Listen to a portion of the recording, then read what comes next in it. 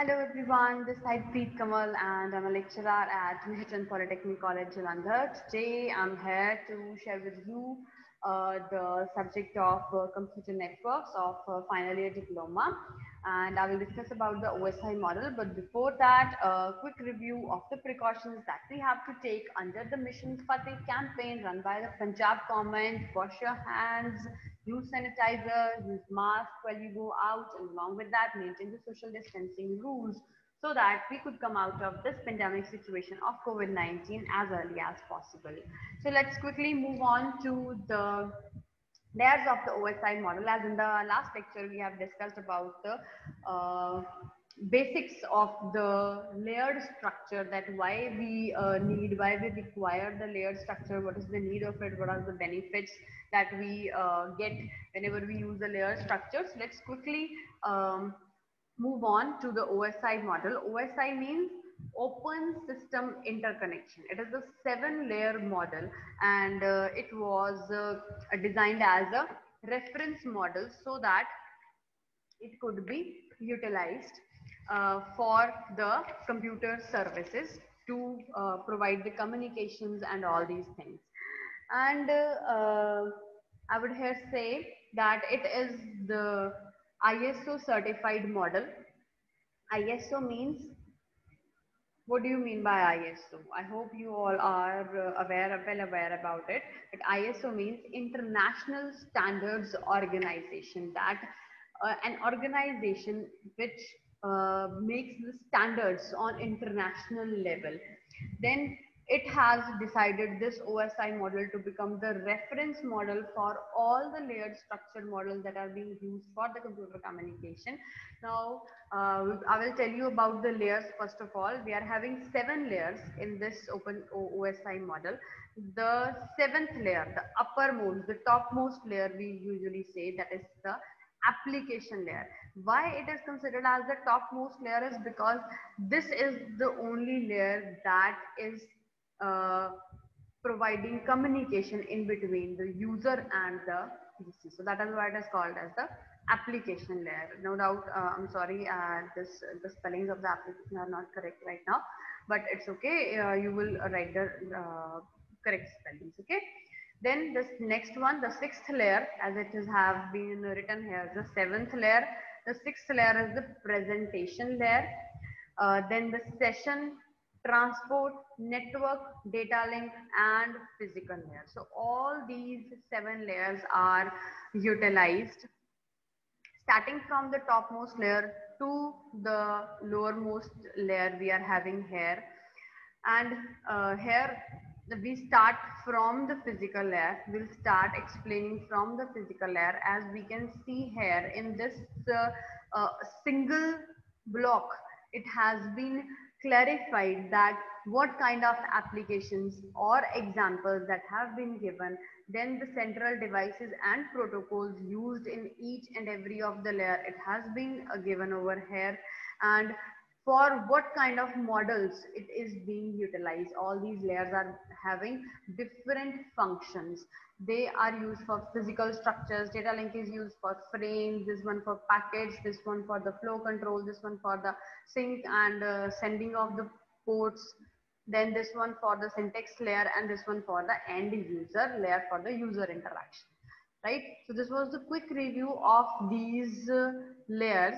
But now let us discuss all these layers in detail. So I will start from the lowermost layer. Application layer is called as the topmost layer and physical layer is the lowermost layer. Why so? Is because the physical layer is connected physically through the cables and wires that are to be connected to another layer. So that is why it is considered as the lowermost layers. So we'll discuss it first. What is the function of the physical layer here? Physical layer is used to transfer the bits across the link. Whenever we need to connect the link, as it has been shown, it can be UTP, STP cable, it can be through RJ connectors, the Ethernet cables, any cabling wiring that we are using for the connections of the two PCs for the communication in between, we are using the physical layer for the physical connection. So it transfers the bits across the link. So it deals in the bits only. Then It uses the mechanical cables, plugs, pins, then modulation, signal strength, voltage levels, bit times. These all are things that are to be taken care in case of the physical layer. How to activate, how to maintain, deactivate, how to maintain the physical links. Then Ethernet cables could be used. Cable modems are to be connected. Telephone modems, twisted pair cables, all optical fiber, radio, infrared, whatever the channel in between required is, that is being connected with the help of physical layer. All the physical connections, that may be with the modem, that may be with the cable, that may be with the optical fiber, ethernet, RJ connectors, the modulation processes that are to be followed, everything of the physical connection is to be controlled and taken care by this physical. This is its particular function, and it is to take care of all these things. The next, let's move on to the second layer. The second layer is the data link layer. Whenever we transmit any signal from the physical layer, it is in the forms of bits. We all know that. When we need to transmit that signal to the cable, then it should be in bits. But whenever we need to have it or see it or take it in the computer, then it should be in bytes, packets, frames, and all these things. So it should be combined and not in the expanded way that we could not even connect, we could not even check whether and how they are working, right? So that is why when we move from physical layer, when we are working, when we are in the physical layer, we are working in the bits. And when we move to the next layer, that is the data link layer, then we deal about the framing. So it divides the data from network layer into the frames. Or we could say when we come down from the application and to down from the network to the data link layer, then we say that the data link layer receives, if it receives the data from the network layer or it receives the data from the physical layer, it just make its frames. Whenever we are say sending some information, then it is from the application to the transport network, data link and physical. And when we are receiving something on the other way, on the other path, when we are receiving something, then it is being transmitted, it is being received from the physical to the data link. Bits on the physical layer are being converted into frames, are being made into frames. They are combined, they are made bytes, they are made frames. For the asynchronous transmission, when we talk about the asynchronous transmission, at that time the signal is not sent at the same time. So it divides the data from network layer into the frames, right? Or we could say when we travel from physical layer to data link layer, then the bits are combined to make the frames of the signals. Then after physical addressing, add a header to the frame like this. When we receive data from physical layer, so a header and a trailer bit, header and trailer bit, that is having the control informations, that is being transmitted to the network layer. So this is physical addressing. Physical addressing means the physical address of the computer system, of the destination machine, of the source from where the data is being transmitted and to where, to which destination it is to go, it is to reach, right? So both the addresses of the source and the destination PC, the physical addresses that are controlled and that are added inside the, along with the signal, along with the information by the data link layer. This is its function. Physical address. For example, as we need to send a gift from to some place, to somebody's house, then what we have to write? We have to write the destination address, that it is to reach here. And if nobody will be in the house to receive that particular gift or whatever we have sent, then at the back side we have written there our own address, that if it will not be delivered to that particular address, then it should come back to this source. So it is similar way, the physical addressing, it is done by the data link layer.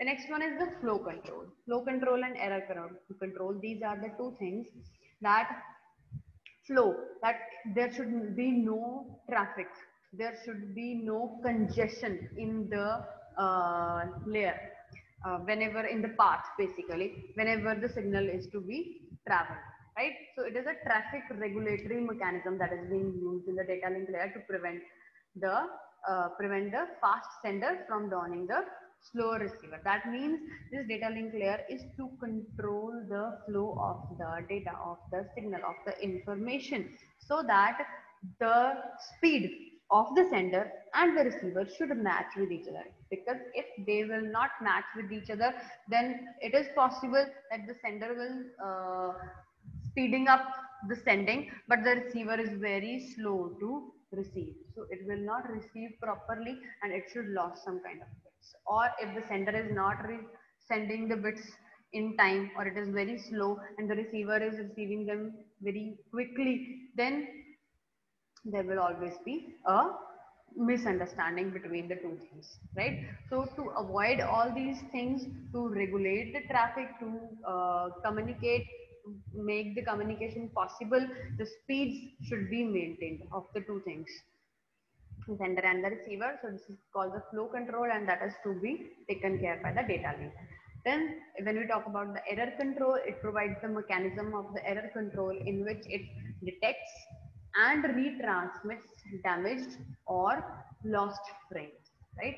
So in the error control, there is a mechanism that whenever there are some kind of errors in the signal that enters into the signal during the traveling, during the passing in the channel, then it detects those errors and then retransmits the damaged or the lost frames if there are any. This is the function of the data link layer.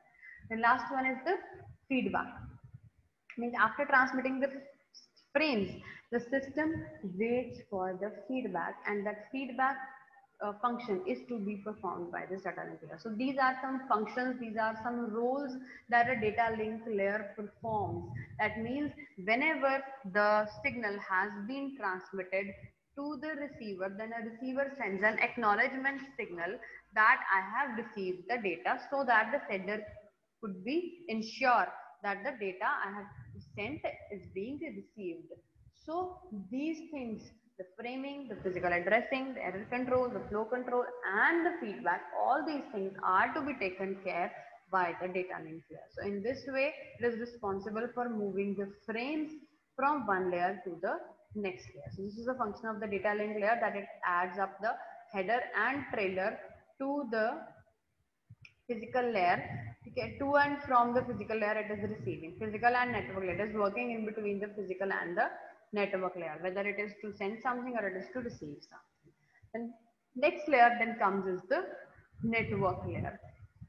What do you mean network layer? It is the most important layer of this OSI model, as it is to transport the packets from the sending to the receiving hosts, and the network layer protocols are used in every host and every router. It basically provides the routes, selects the path, and it performs a very major role in case of this OSI model, right? So first one is the addressing. The address has been assigned as the physical addressing was the function of the data link layer.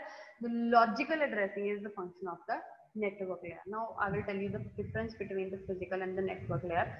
The physical layer is the physical address, sorry. The physical address is basically the address of the system, of the CPU that is being used, or we can say the LAN card, the NIC card, as I have already told you about the NIC card, the network interface card, that is responsible for the communication, that is responsible for the networking to be possible, right?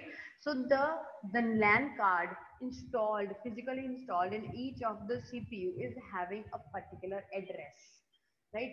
That address is called as the physical address or MAC address, media access control address it is called.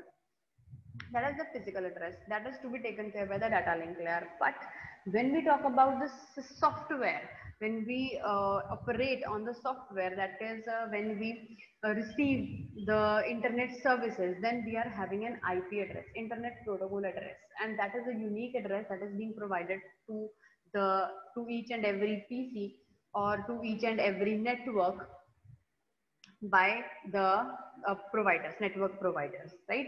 So that addressing, that is the unique address of each and every PC, is of the network. That is called the network address or the internet protocol address, right? That is basically the addressing here, the logical addressing, and this is to be taken care by the network layer. Then the delivery semantics, that whether the delivery, what kind of delivery is required by the sender, that is unicast, that is one-to-one delivery, multicast, one-to-many delivery, anycast, one-to anyone, broadcast, one-to all, and ordering, or in a particular order, in a particular sequence. So this is the function of the network layer, to take care of the logical addressing and the delivery semantics, that how it is to be delivered, how the network, how the information is to be delivered. Then next is the security. Security is to provide privacy, to provide authentication, that which are the authenticities, which kind of responsibilities and which kind of privacies are given, are provided to a particular sender. What kind of signal it can send, what kind of signals it can receive. There should be proper authentication in between. So that is called security of the things. So this is provided by the network layer. Then after is the fragmentation. Fragmentation means dividing in packets. As the physical layer was working in bits, the data link layer was working in frames. So the network layer is working in packets. If we are having a big data, then we will divide it into small packets, small chunks, so that they could be sent through the packet delivery with the help of TCP protocol or UDP protocol, depending upon the requirement of the system. The fragments are made. Fragments means parts. Break up the packets on the data link layer properties, right? Then the quality of service. It provides a predictable performance. It provides a good quality of service. Then last one is the routing. Routing means the selection of the path and forwarding of the packet. It is the major function of the network layer that it is to perform. That it should select that which path the network layer is to follow, so that it could reach the destination in an appropriate way. So there are some extra functions, that are routing issues, congestion, and internet working. Routing issues means the path that the network selects should be the best path. The sequence of the routers should be good, so that there should not be any kind of routing issues, that the signal, that the information should reach the destination as early as possible. Then the next one is the congestion. Control means more packets enter an area than can be processed. This is the meaning of the congestion. That means no traffic in the network should be there, and this is the function of the network layer, to take care of that there should be no more traffic, that whatever is the capability of the channel, only those quantity of the signal should be received by the data, by the channel, and not more than that packet should enter in that particular area, which could not be processed. So this is the function of the network layer to take care of. And the last one is the internetworking, that is the connection between different network technologies together. So if we are working in different technologies, then how they could be made possible to communicate between these two. Like if we are talking about say TCP and OSI, we are working in two different layers, two different models, or two different networking technologies, and are being utilized together. Then to each and every router, to each and every host, it is the function of the network layer to provide the specific protocols, so that all the things should work properly, and the signal that is to be sent should be received by the receiver in an appropriate manner and in a good way, so that there should be not any kind of problems, neither congestions or not any other kind of problems, and no technology issues should arise in between, right? So this was about the first three layers from the lower side to the upper side, first three layers, physical, data link and network layer of the OSI model. So we are done for this particular lecture. Next of the layers, next four layers, we will discuss in the next lecture, and if there will be any doubts, then we will clear them in the live sessions. Thank you so much.